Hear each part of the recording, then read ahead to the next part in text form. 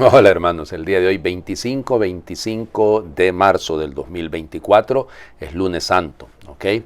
Vamos, recuerden que la estructura de estos días, lunes, martes y miércoles santo, sigue el mismo ritmo, ¿no? Como va a decir el prefacio segundo de la Pasión, se acercan ya los días santos, porque evidente estos días son preparatorios al Triduo Pascual, o sea, son la introducción al Triduo Pascual. Las lecturas de hecho van en esa línea. Comprenderán, y yo pido mil disculpas, ayer me pudo más el cariño, me pudo más la devoción particular. No he debido hablarles de... No hablé de mayor cosa, eso lo dije que era el día en el que había sido martirizado San Óscar Ranulfo Romero Galdames.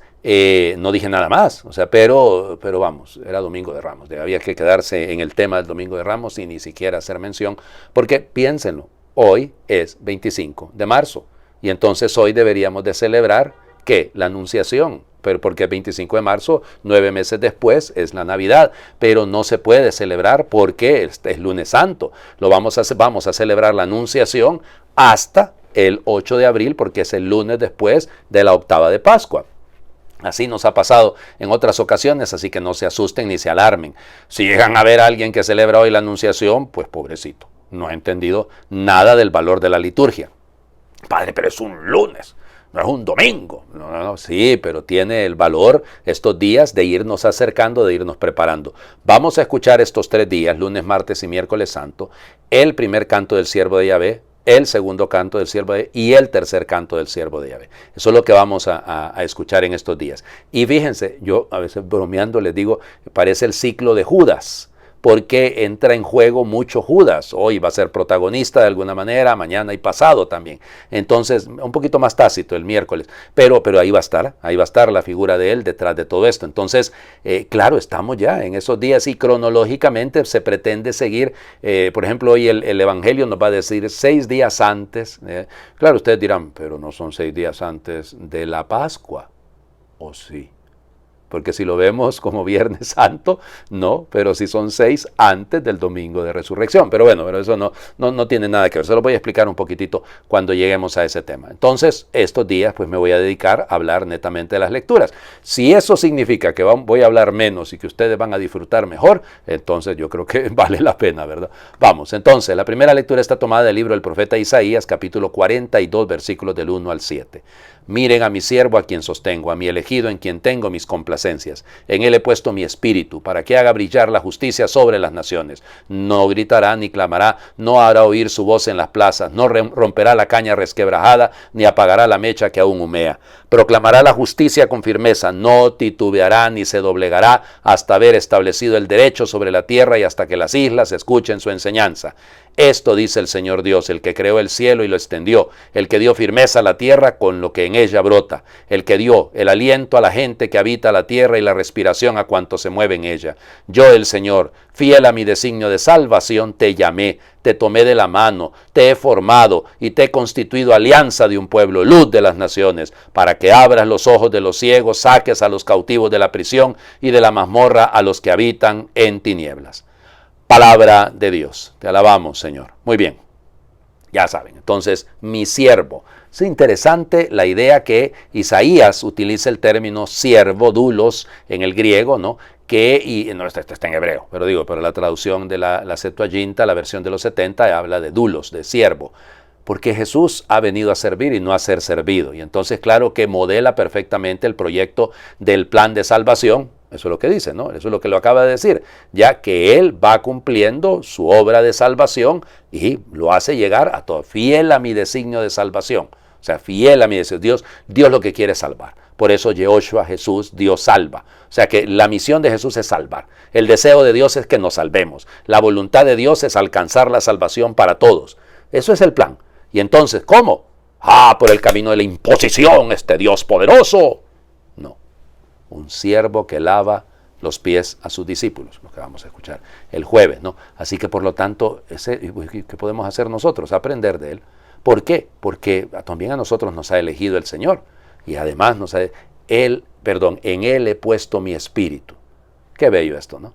Claro, lo hemos escuchado en el Jordán, en el momento del bautismo, cuando desciende el Espíritu en forma de paloma, se escucha la voz: este es mi Hijo en quien tengo mis complacencias, mi elegido en quien me complazco. Está citando el libro de Isaías del capítulo 42, la voz que viene del cielo. También en el Tabor, no es la venida del Espíritu Santo, pero es la misma voz, ¿no? O la voz que hemos escuchado: lo he glorificado y volveré a glorificarlo. ¿Se acuerdan? El domingo antepasado. Entonces, realmente aquí está todo.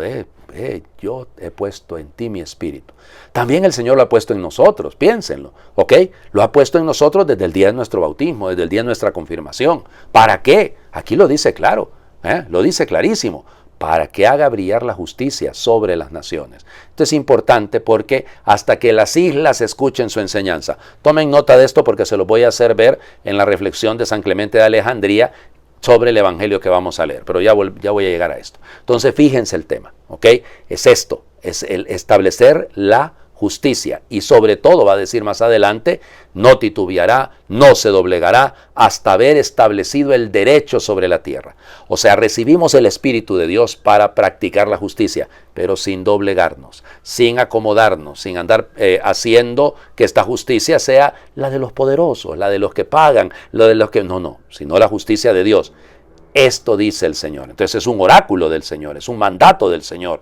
Él creó el cielo y la tierra, y creó también, creó el cielo con toda y la firmeza de la tierra, y dice, fíjense: yo, el Señor, fiel a mi designio de salvación, te llamé, te tomé de la mano, te he formado, te he constituido alianza de un pueblo. Qué bello esto. Es esto, ¿no? Él me llama, Él me elige, Él me forma, Él me sostiene de su mano. Así debería de sentir, y así lo sentía Jesús. Jesús se identifica con este siervo, se identifica con el siervo. Él conocía perfectamente esta profecía y sabía que sobre él hacía descender el Señor su espíritu, que sobre él, en él, el elegido, en el que tenga las complacencias, dice el Señor, es en él donde se debe realizar esta verdad. Yo te he llamado por tu nombre. Llamar por el nombre es un hecho precioso, es darle sentido al valor de la persona, es reconocerle en su realidad total. Ya te he formado, te he llevado de la mano. Bello, todas estas imágenes podríamos aplicarlas también a nosotros, ¿no? Y más en este tiempo en el que estamos terminando la cuaresma. Todavía la cuaresma nos faltan 2 días más, ¿no? Vivirla de una manera intensa. Vamos al evangelio. Fíjense bien, pareciera, y esto es un paralelo, realmente lo es, del evangelio que leímos ayer. Yo por eso me adelanté un poco, perdónenme, pero yo les dije, voy a leer solo los primeros versículos de ese capítulo 14 de Marcos, pero es que yo estaba pensando ya en el lunes. Fíjense, Juan, capítulo 12, versículos del 1 al 11. 6 días antes de la Pascua fue Jesús a Betania, donde vivía Lázaro, a quien había resucitado de entre los muertos. Allí le ofrecieron una cena. Marta servía y Lázaro era uno de los que estaban con él a la mesa. María tomó entonces una libra de perfume de nardo auténtico, muy costoso, le ungió a Jesús los pies con él y se los enjugó con su cabellera, y la casa se llenó con la fragancia del perfume. Entonces Judas, el Iscariote, uno de los discípulos, el que iba a entregar a Jesús, exclamó: ¿por qué no se han vendido ese perfume en 300 denarios para dárselos a los pobres? Esto lo dijo no porque le importaran los pobres, sino porque era ladrón, y como tenía a su cargo la bolsa, robaba lo que echaban en ella. Entonces dijo Jesús: déjala, esto lo tenía guardado para el día de mi sepultura, porque a los pobres los tendrán siempre con ustedes, pero a mí no siempre me tendrán.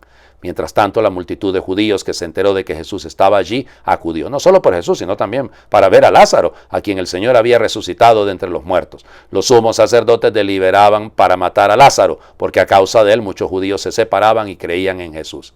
Palabra del Señor. Gloria a ti, Señor Jesús. Pobre Lazarito, oigan.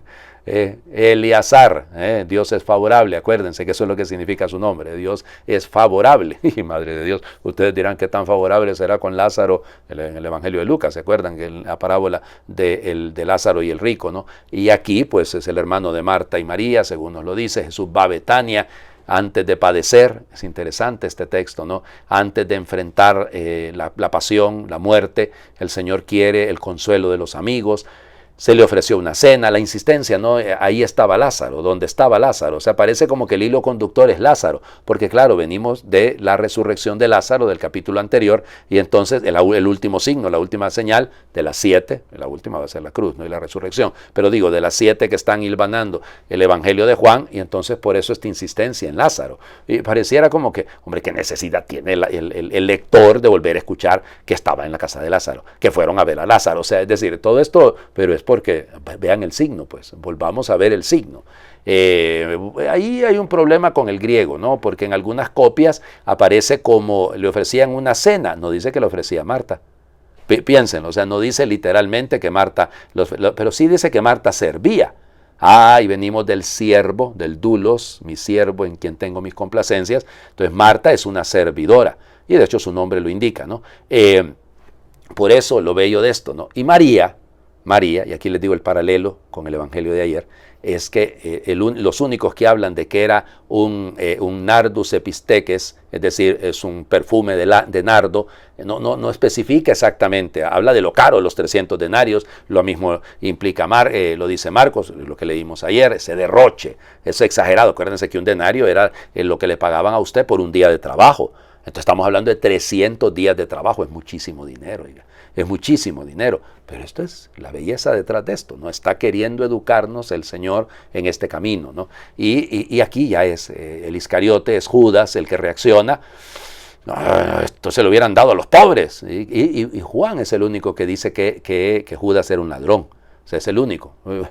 No sabemos de dónde lo sacará, pero parece ser que lo que caía en la bolsa pasaba de la bolsa común a la bolsita de Judas. Vamos, por ahí lo quiere atacar Juan. Alguna razón tendrá el muchacho. Pero el tema es otra cosa, ¿no? Si lo ven ustedes un poquito más delicadito, es esta crisis, ¿no? Hombre, a los pobres siempre, fíjate, me están sirviendo a mí cuando no ha servido a los demás. Este es el tema. Cuando no has sabido servir a los otros y entonces ahora vienes a reclamar. O sea, ese es el tema y nos puede pasar a nosotros, ¿no? Cuando nos escandalizamos de cosas, pero no hemos sido capaces de actuar de manera cristiana en favor de los demás. Nos escandaliza, qué sé yo, cualquier cosa. Piensen en los últimos meses, ¿no? El tema de la bendición que el Papa ha permitido a los homosexuales, es decir, a los homosexuales, no amparar el matrimonio homosexual, nada de eso, ni remotamente, ni llamarlo matrimonio, ni nada de eso. Pero el escándalo, ¿no? Y por eso hay que ser conscientes de eso, pero se nos olvidan los pobres, eso no importa, ahí lo van a tener siempre. No, yo creo que esto es un reclamo legítimo de parte del Señor Jesús. Claro, ahí empieza a aparecer de nuevo las autoridades judías que van a ser las responsables en última instancia de la muerte del Señor Jesús, que se quieren volar al pobre Lázaro, solo porque por culpa de él muchos iban a donde estaba. Quiero resaltar, como les digo, la casa se llenó de perfume. Va a decir Clemente de Alejandría que esta imagen es para referirse que el Evangelio se extendió por todas las naciones, por todos los pueblos gentiles. Es una manera de verlo, ¿no? También muy bella. O sea, toda la casa queda llena de perfume, todo de la presencia del Señor. Hay otro detalle, por ahí leí en alguno de los comentarios que algunos decían que esta unción de Jesús era una unción real, pero no. Primero porque le ungen los pies y segundo, aunque hay un gesto de unción sobre la cabeza también con el Evangelio de ayer, y fíjense, el detalle es otra cosa, es que habla efectivamente del hecho de ungir a quien está preparado para ser enterrado. Ese es el término que utiliza el griego, así que por lo tanto no entra esta razón. Ahora, lo que quisiera que notaran es que si leen ustedes, agarren sus Biblias y leen el versículo 12 en adelante, notarán que es la entrada en Jerusalén. Entonces volvemos atrás a lo que hicimos ayer. También todo comenzó con la unción en Betania, en este caso, y ahora comienza la entrada triunfal en Jerusalén. Solo que allá no va a ser de la misma manera. Allá será otra versión porque se preparaba ya directamente a la institución de la Eucaristía. Les invito a hacer oración. A un tiro de piedra del centro de la ciudad encantada que me reclama, donde se decide el presente y el futuro de la historia, y del bienestar de tantas personas, está Betania, lugar de paso y reposo, de amigos y encuentros, de diálogos hondos y sinceros, de veladas hasta altas horas de la madrugada. Nada tiene que envidiar a la gran ciudad que sueña y puja por ser un mercado global. Betania, tan necesaria como a veces anhelada, testigo de tantas idas y vueltas, luces, sueños y desahogos, quejas, trabajos y gestos amorosos, sigue estando hoy ahí, a la vuelta de la esquina, cuando saliendo de mí mismo y dejando mis obsesiones y trabajos a un lado, me siento a tus pies, a estar contigo, como un hermano, amigo y discípulo. Betania, ahora contigo, Señor, y mañana todo seguirá vivo y resituado. Amén. Señor esté con ustedes. Les bendiga Dios, que es Padre, Hijo y Espíritu Santo, y su bendición descienda y les acompañe siempre. Muy feliz lunes santo para todos.